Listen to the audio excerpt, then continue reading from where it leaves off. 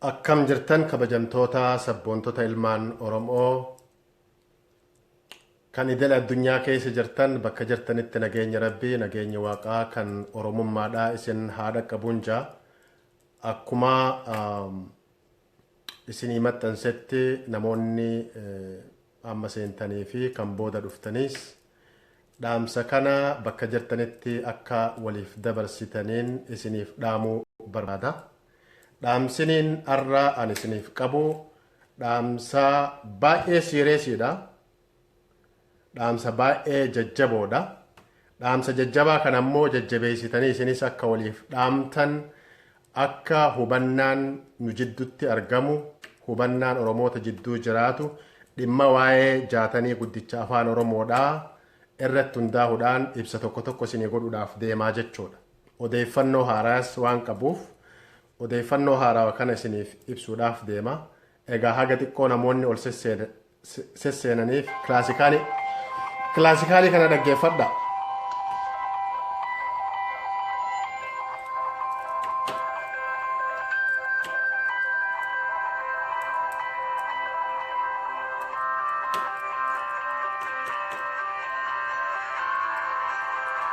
Egaa asirratti afaan keenya eenyummaa keenya akka ta'e afaan keenya eenyummaa keenya maalummaa keenya akka ta'e anii fi atiis isiinis hundi keenyaa waliin beekna.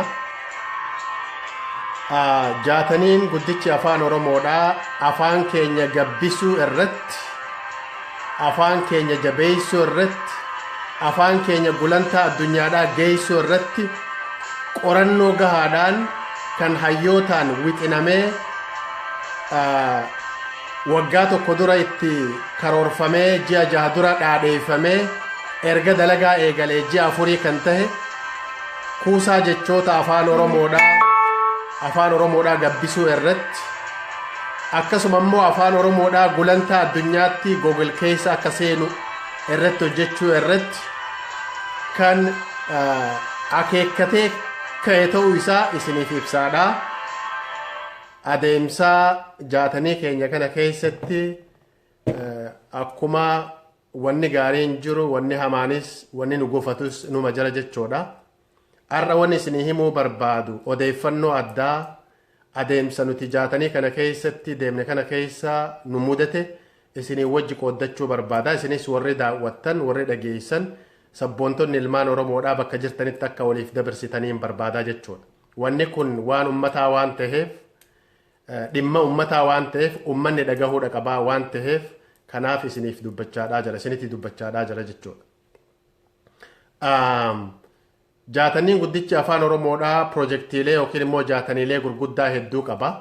Yeroo dheeraadhaaf akkuma dhiisaadhaa turre afaan kana gabbisuudhaaf guddisuu irratti hayyoonni afaanii hayyoonni xiinqooqaa kan ITdha kan computer science baratan akkasuma immoo warroonni heeraa seera warroonni kunniin tuutni adda addaa walitti dhufuudhaan waa'ee dhimma afaan keenya irratti ni hojjanna jennee ummatatti dhiyeessine ummataan wajji hojjechaadhaa turre. Haga ammaatti marsariitii keenya irratti nama 7,000 oliittu galmaahee irratti hojjechaadhaa akka jirus isinii himneeti jirra. Namni 7,000 olii akka irratti hirmaatee hojjechaadhaa jiru jaataniin kun yookiin piroojeektiin kun piroojeektii guddaa ta'uu isaatiin wajji dhimma afaan keenyaa waan ta'eef qulqullummaadhaan akka hojjetamuu qabu waan ibsineef jecha kanarratti hojjechaadhaa turre jechuudha. Wayita waan kanarratti hojjennu warroonni afaan keenya arguun barbaanne afaan keenya arguun barbaanne loqodoota Oromoon qabdu waliigalan bakka takkatti arguun barbaanne akka afaan keenya haa guddatuun barbaanne duula garaagaraa gaggeessaadhaa turan kan isinitti dubbachuu hin barbaanne yeroo adda addaatti attaak nu godhaadhaa turan jechuudha. Marsariitii keenya attaak godhuudhaan vaayirasii karaa adda addaatiin erguudhaan sakiiroo waan ta'eef hedduu ofirraa ittisaadhaa turre jechuudha. Hedduu ofirraa dhorkaadhaa turre. Kun immoo maal akka ta'e qaceellotti daataa waan sanii waan akkas godhan san eenyu akka ta'e IP adreesii isaaniitiin wajji IP adreesii isaaniitiin wajji eessarraa akka seenan sarvaa kamiin akka seenan kanneen warroonni ITdhaa warroonni marsariitii keenya nuutiisan nu gabaasaadhaa turan jechuudha yeroo adda magaalaa kamirraa biyya kamirraa eenyu fa'aa maqaa akkamiitiin maqaa maqqee akkamiitiin akkamitti attaak godhanii kan jedhu waan kanneen laalaadhaa turre jechuudha. Kana hunda dubbachuun barbaanne amma dura ofirrumaa dhoorkaadhaa turre jechuudha. Gama biraatiin dadhabamuudhaan immoo Oromoo keessaan amma nutti seenuu jalqaban jechuudha. Kun ifaan ifatti beekamuudha qaba. Oromoo keessaan nutti seenuun jalqabame jechuudha. Wanni amma isinii ibsuu barbaadu jaataniin keenya sakiir kan tahe kan nuti hojjechaadhaa jirru kan ummata bal'aa hirmaachise ummanni bal'aan irratti hojjechaadhaa jiru kan qabeenya ummataa tahe ummataan dhandhaaramee jalqabamee yayyabamee ummataan gabbatee ummataan tiifamuu qaba kan jedhu authority san aangoo san baallii san ummata bal'aadhaaf kennine jechuudha. Kiyya kan dhuunfaadhaa kiyyaa miti kan waahiloottan kiyya kan dhuunfaadhaatii miti jechuudha. Kan ummata bal'aa Oromoodhaa akka ta'e publikatti miidiyaa garaagaraa irratti dubbachaadhaa turre jechuudha. Namoonni wanni kun isaaniif hin liqimfamne tokko habashaadhaan walitti hidhata qabaachuudhaan hunda isiniin jechaadhaan jiru beeka.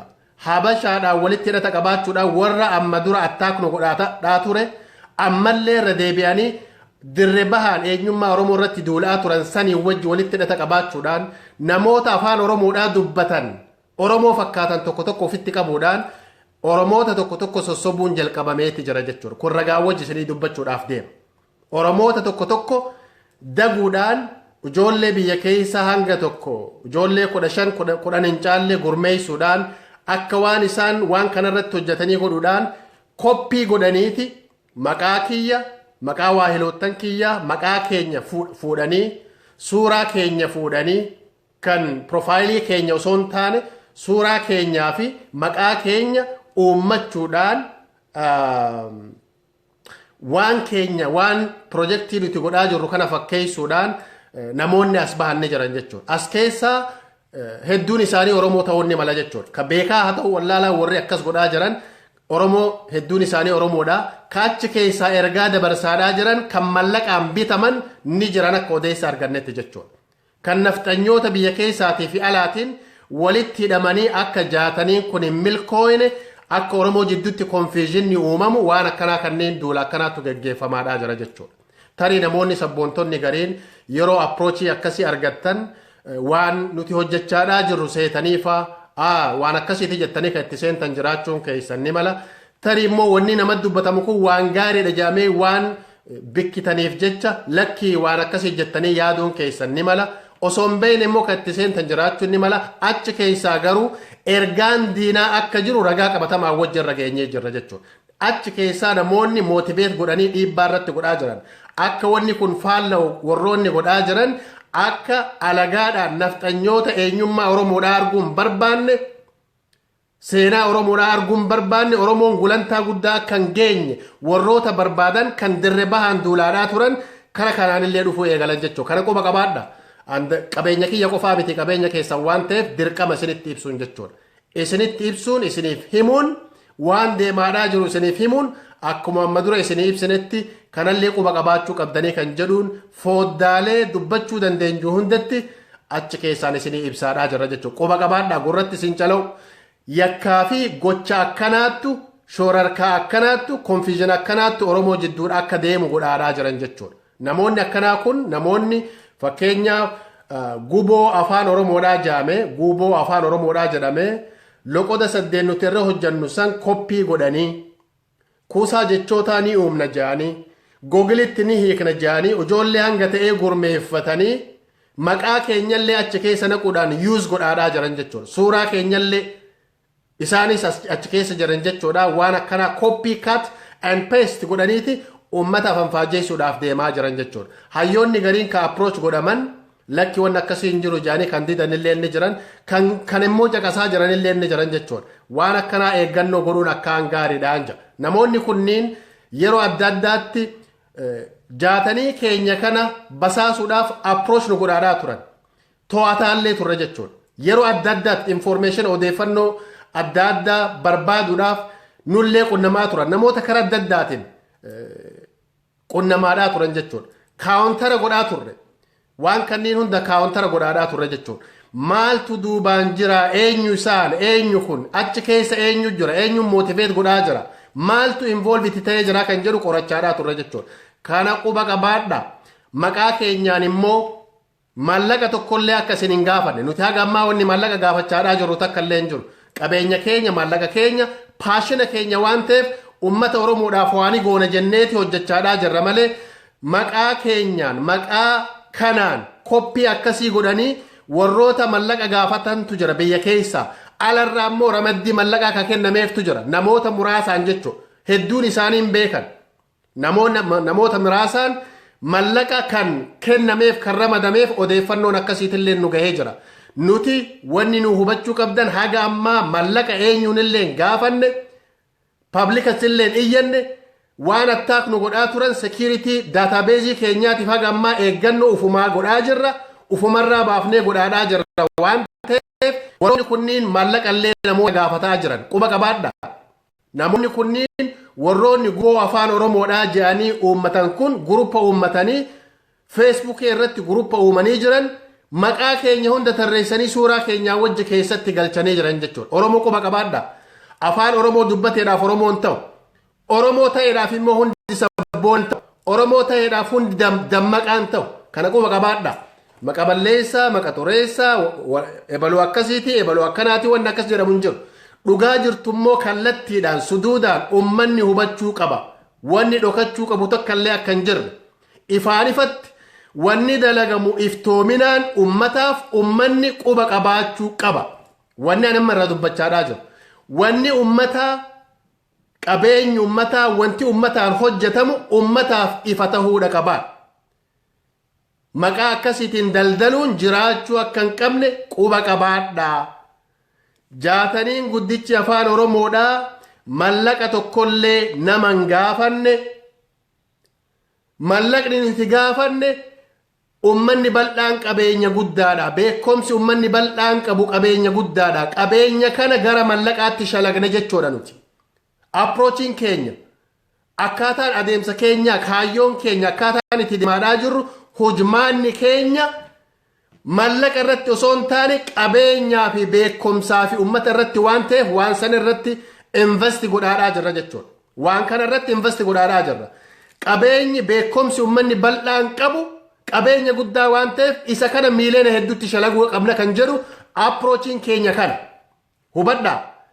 Approachiin keenya beekumsa ummata Oromoodhaa keessa ciisu, afaan Oromoo keessa ciisu, aadaa Oromoo keessa ciisu, seenaa ummata Oromoodhaa keessa ciisu san gara qabeenya guddaatti jijjiirree eenyummaa keenya gabbisuu qabna kan jedhu irratti akkaataa nuti irratti hojjechaadhaa jirru waan akkanaa kanneen irratti jechuudha. Duuba moggatti waanuma akkanaa kana uumuudhaan mallaqa namoota gaafachuu, hayyootaan nu dirmadhaa jechuu, namoota adda addaa konfiis godhuu waan akkanaa godhaa jirra lakki waan san fakkaatuu miti jechuun dogoggora guddaa fi konfiizina guddaa akka ergaa guddaa qabu kana isiniif ibsuu barbaada jechuudha. Dhaamsi kiyya kan waahiloottan kiyyaatis maqaa keenyaan daldalli tokkolleen akka hin jiraanne maqaa pirojektii akkanaa hojjanna jechuudhaan namoonni approach isin godhan isinummaan sammuu keessaniin madaalaa laalaa isiniin jechuu barbaade. Mataa keessaniin xiinxalaadha. Wanni kun erga eegalamee gara waggaa tokkooti. Projektiin kun eega yaadamee wixinamee eega dhaadheessuu eegallee publikatti himnee publikaa wajji mari'achuu eegallee gara ji'a jahaati. Daaniin kun erga eegalee amma ji'a 4 deemaadhaa jira. Olmoos gara 5 deemaa jirra. Isaa raawwatee sadarkaa addunyaatti achi nu baasa jennee laallutti waan akkanaa kanniin gocha akkanaa kanaayyuu Oromomayyuu haa ta'u gocha akkanaa gocha faallaa ummata jeequ shoorar kees konfiizina uumu godhuun kun ergaa akkamii kan jedhu faana bu'aadha. Isinis gama keessaniin akka qaceellotti faana buutan tarii namoonni isin beeytan achi keessanii jiraachuun ni mala. Ijoolleen isin beeytan achi keessa jiraachuun ni mala. Maqaa keessanilleen aadi isin godhuun ni mala. Maqaa keessanis itti dabaluun ni mala. Michoowwan keessan achi keessa jiraachuun ni mala. Michoowwan keessan hubadhaa. Saahiboottan keessan achi keessa jiraachuun ni mala. Gochi akkanaa kun garuu gocha farrummaadhaa gocha Oromummaa faalleessu waan ta'eef eeggannaa godhuun gaariidhaa jechuu barbaade. Maaliif jennaan wanni godhamaadhaa jiru pablikaa wajji uummataa wajji mari'annee godhaadhaa jirra. Ergaa addaa immoo as keessatti uummata Oromoodhaa kan duraanuu rakkachaadhaa jiru afaan faajjeessuudhaaf waan akkanaa kana godhuun dogoggora guddaadhaa fi badii guddaa akka ta'e uummataaf ibsuun dirqama keenya waan ta'eef kana isinitti dubbachaadhaa jirra jechuudha.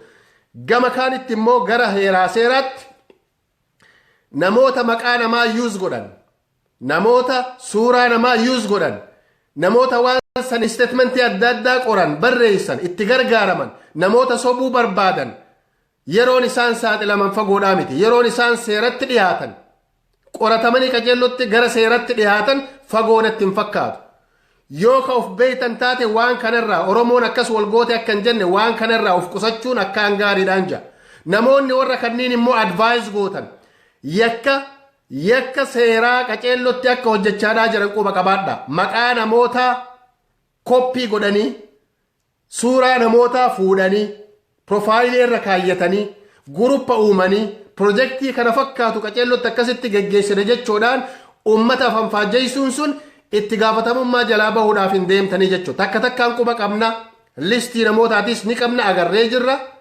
Egaa akka barbaaddan waan feetan godhuu ni dandeessan, garuu bakka heeraaf seerri jirutti immoo itti gaafatamuun keenyan ooluu isinin jechuu barbaadeen. Itti gaafatamuun keessan hin ooluu isinin jechuu barbaadeen.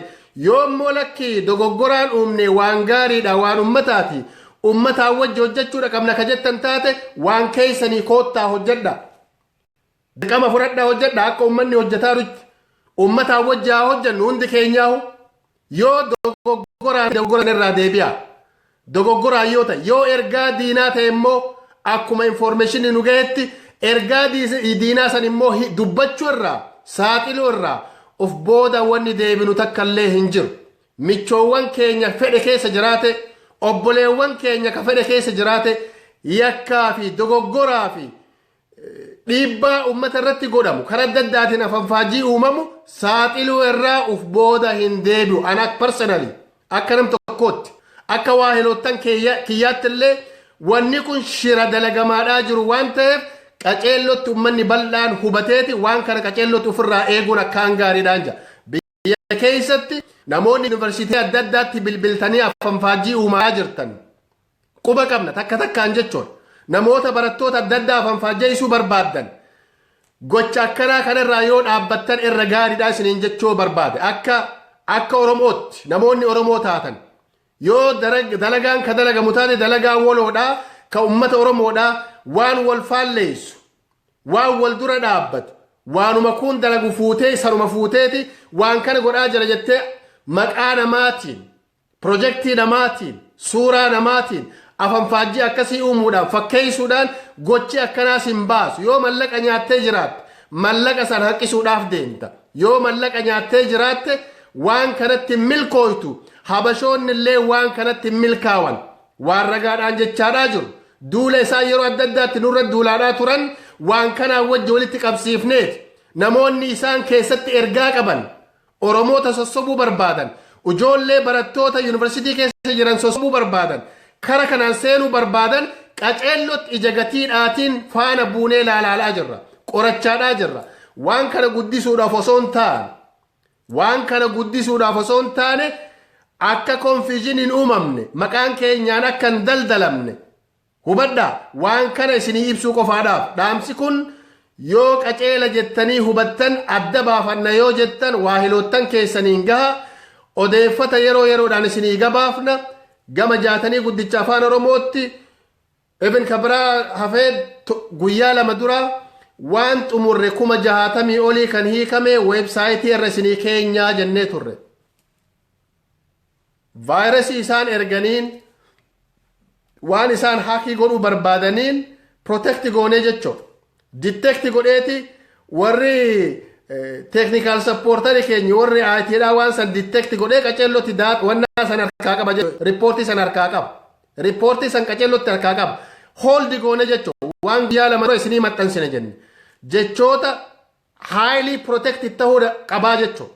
Waan guyyaa lama dura isinii maxxansine jenne nuti paablikaaf hojjechaadhaa jirra. Dantaa dhufaa na argaadhaaf jechaadhaan jiru ka hojjechaadhaa jiru uummata bal'aa. Ka itti hirmaataadhaa jiru uummata bal'aa. Biyya keessaa fi biyya alaati. Waan dhuunfaa kiyyaatii miti, kan lalisaadhaatii miti, kan Amaaneeliitii miti, kan Saphalootii miti, kan Daani'eliitii miti. Namoota loqodoota adda addaa irratti hojjetan kan isaanii qofaa miti. ka ummata Oromoodhaa ka ummata bal'aadhaa waan ta'eef kanaaf ummanni 1700 olitti hirmaatee yeroo garaagaraatti takkaaf lamallee haa ta'u irratti hojjechaadhaa jira jechuudha. Waan kana pablikaaf goone. Waan pablikaaf ta'e immoo abduubuu warroonni barbaadan immoo isinitti beeynee jirra. Ummanni bal'aanis beekachuu danda'uudha qabdaniin isiniin jaa. Ummanni bal'aan isinitti beekachuu danda'uudha qabaa. No secret. Hidin ajandaan tokkollee jiraachuu akka hin qabne ifaan ifatti dubbachuu danda'uudha qabna. Waan ummataatu waan ufitti murtii godha. Namoonni muraasni bitaman kan mallaqa habashaadhaatiin bitaman keessaa fi alattillee fakkeessuudhaan akkana gora jechuudhaan ijoollee lafarra deemtu ijoollee xixiqqoo bituudhaan sossobuudhaan waan akkanaa kanneen irratti hojjechuun yakka guddaa akka ta'e Oromoon beekuu danda'uudha qabaan. Irraa deebi'aa itti milkooytanii irraa deebi'aa jechaadhaa jirra. Kan immoo upload goona laala yoo barbaadanii diit godha nuti ni laalla rakkoon qabu keessanii waan hojjettan isinummaa laalaa jennee ummataaf dhiisuudhaaf deemaa jirru. Egaa waan san hajaa godhuu barbaadaniyyuu haak godhuu barbaadaniyyuu akkam jettan. Kuni waan qabatamaan argaadhaa jirru jechuudha. Waan riippoortiin nu gahaadhaa jiru jechuudha. Qabatamaan. Kun duula akkamiitii gaa isinummaan quba qabaadhaa gaa. Duula jiru isin hubachiisuun dirqama keenya waan ta'eef nuti waan goonu waan dandeenyu qofaa qooda gumaachuu dandeenyu qofaa gumaachina. Oromoo quba qabaadhaa. Duulli keessaa fi alaan karaa adda addaatiin sitti aggaammatee jira. Oromoo hin hubanne osoo inni hin hubanne dogoggorsaa jiran namoota tokko dogoggorsaadhaa jiran achi keessaan ergaa addaattu jira. Namoonni ergaa addaa qaban sun ergaa isaanii bakkaan gahuu barbaadan. Hayyoonni dogoggoraan ijoollee ni beeyna jettaniifaa akkan dogoggorre dhaamsa kanaa isinii dhaamna akkan dogoggorre hayyoonni qunnamame hayyoonni adda addaa ni jiran anaayyuu namoota na bilbilee jira namoota hedduu kana bilbilee jira waan akkanaatu deemaa jira quba qabdani jennaan quba qabnaan jee garummoo exaggerate godhuun barbaanne faana bu'uu barbaanne dubbee isaa qaceellotti adda baasuu qabna baaqaa fi callaa adda baasuu qabna ijoollee sobamteefi tambitamteefi namoota achi keessaan danqaa akka godhan hojjechuu barbaadan san adda baafachuun akkaan gaariidha kan jedhuuf haga ammaa dhiifne jechuudha. Kana quba qabaadha. Kana qaceellotti quba qabaadha isiniin jaa. Fayyaataa haga ammaatti hojiin isin hojjettan eegamaadha irraatiifameeti jira. Sekiriitiin isaa baay'ee cimaadha. Hojii keessa yeroo gabaabaa keessatti arguudhaaf teessan ija keessaniin nutiin hojjanne kophaa keenya.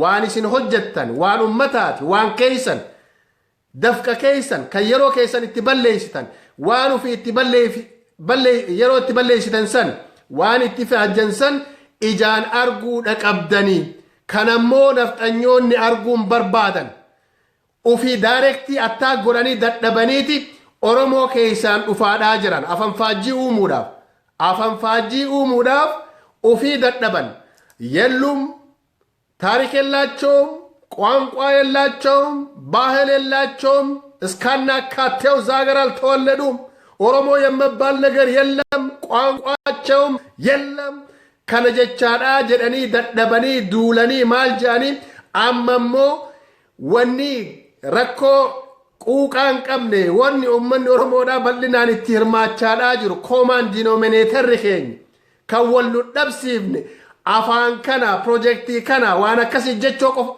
laaluudhaan strategy lafa kaayyataniiti kara kanaanillee gad dhufan jechuu hubadhaa kara kanaanillee gad dhufan kanammoo gaa isinitti gabaafne ka eeggatulleen ka tiifatulleen ka kunuunfatulleen isin an kophaa kiyya miidhamu quba qabaadhu gocha eebbifamaa jaatanii eebbifamaa afaan ummanni Oromoodhaa hirmaatu ka eenyulleen keessaan hafne ka akkasiiti ka ebaluuti ka baddaati ka gammoojjiiti ka baddaati kan hin jenne ka Oromoon hundi keessatti ufargu kan wal ho'aan hin jirre hundi keenya waliin keessatti hirmaannee ufarguu qabna kan jenneeti akkasitti wixinni qaceelloodhaa qorannoodhaan qormaataan hojjetamaadhaa jiru isa kana faalleessuudhaaf Oromoo jidduutti afaan faajjeessuudhaaf sabboontotallee akka jeeqaman godhuudhaan approachiin akkasii habashaan raftee isinii bulaadhaan jirtu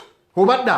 Namoonni eenyummaa keenya jibban, murnoonni eenyummaa keenya jibban, afaan keenya jibban, aadaa keenya jibban, Oromoo keessaan nutti dhufteeti afaan faajjii akkasii uumaadhaa jirti. Ijoollee akkasitti dogoggoran namoonni beeynu haa gorsinu. Ijoollee akkasitti dogoggoran ka keessaa bitaman qaceellotti ilaallee diinaa wajji saaxilla, alagaa wajji saaxilla, warroota Oromoo arguun barbaanne sanii wajji saaxilla, warra didan, warra immoo lakkii dogoggoraa nutti fakkaate. Wanni kun dhugumatti konfiizina uumaa. Waan jalqabamee jiru jira, waan hojjetamaa jiru jira, waan ummanni itti hirmaatee jiru jira, waan kana waliin hirmaannee goona itti abboomna je'anii warroota deebi'uu barbaadan gorfachuu barbaanna. Osoo fagoon deemne warroota as dogoggoran gorfachuu barbaanna. Deebi'aa dogoggora keessa jirtan, galaana fokkuudhaa ceeraa fokkuu daakaadhaa jirtan as deebi'aa. Mooraa Oromootti, Oromummaatti, tokkummaatti waloodhaan waa godhuu qabna. Ergaa san hin geggeessina, ergaa afaan faajjiidhaa san hin geggeessina jedheeti dhaamsa kana strongly isinii dhaamaadhaa jira. Akkasi quba qabaadha. Yoo badees keenya hunda ana qofaarraan badu, Lalisaa qofaarraan badu, Imaaneel qofaarraan badu, Saphaloo qofaarraan badu, Daaneel qofaarraan badu, warroota kaan warroota hirmaatan qofaarraan badu. Gocha nafxanyoonni karaa adda addaatiin Oromoo irratti dalagaa jiran cinaa laafaadhaan, cinaan fakkaanneen, cinaa dho'isaadhaatiin karaa ati ofirraan beeyneen si seena waan ta'eef isa kana ofirraa argaadhaa jirra. Akkasi quba qabaadha. Dhaamsa kana waliif dabarsaa. Fayyaa ta'a.